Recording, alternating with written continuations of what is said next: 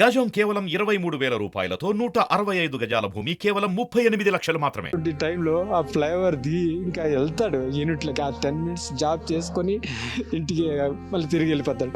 ఆ టైంలో చైనా మాంజా దారం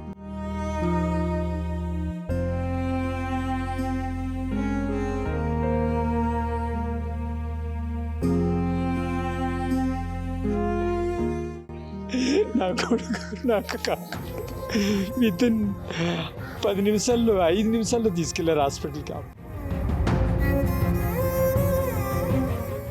ఆల్రెడీ అంబులెన్స్ డ్రైవర్, అదే అంబులెన్స్లో నా కొడుకు అక్కడి నుంచి ఇక్కడికి వచ్చాడు.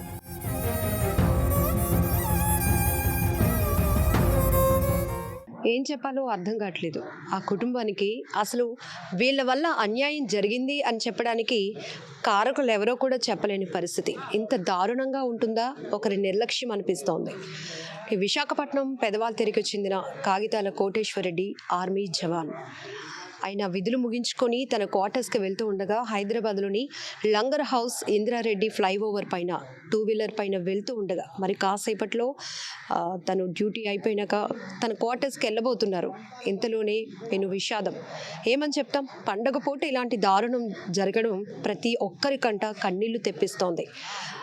చైనా మాంజా దారం మీ అందరికీ తెలుసు ఎంత ప్రమాదకరమో. ఇప్పటి వరకు పక్షులకు హాని చేసినటువంటి ఈ దారం ఇప్పుడు ఒక 30 ఏళ్ల యువకుడు, ఎంతో భవిష్యత్తు ఉంది, ఫ్యామిలీ బాధ్యతలు ఉన్నాయి, ఆ యువకుడి గొంతు కోసేసింది, నిండు ప్రాణాలు బలికొంది. ప్రస్తుతం అయితే ఆయన అంత్యక్రియలు విశాఖలో జరుగుతున్నాయి.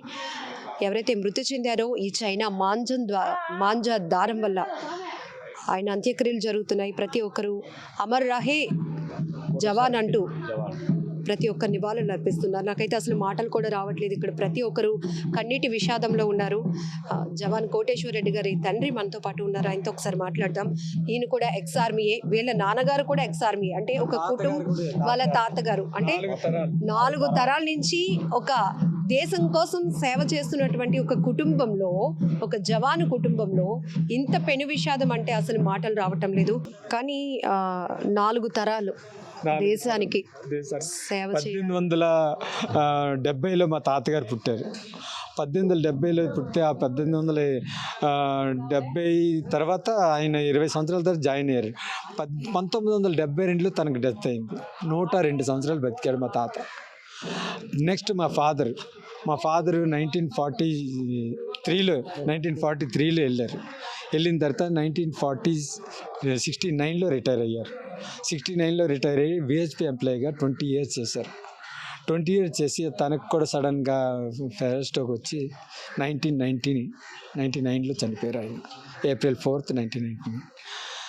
నెక్స్ట్ ఆ జనరేషన్ తర్వాత నేనున్నాను. నా తర్వాత నా కొడుకు ఎలాగో వెళ్ళిపోయాడు. ఇంకా నేనే ఉన్నాను.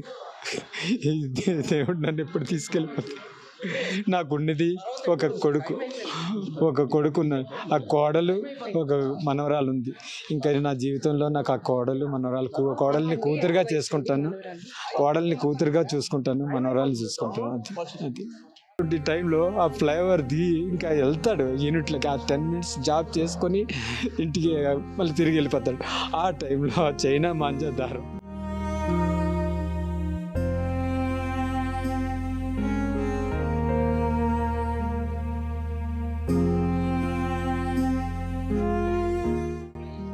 నా కొడుకు నాకు వితిన్ 10 నిమిషాల్లో 5 నిమిషాల్లో తీసుకెళ్లారు హాస్పిటల్కి.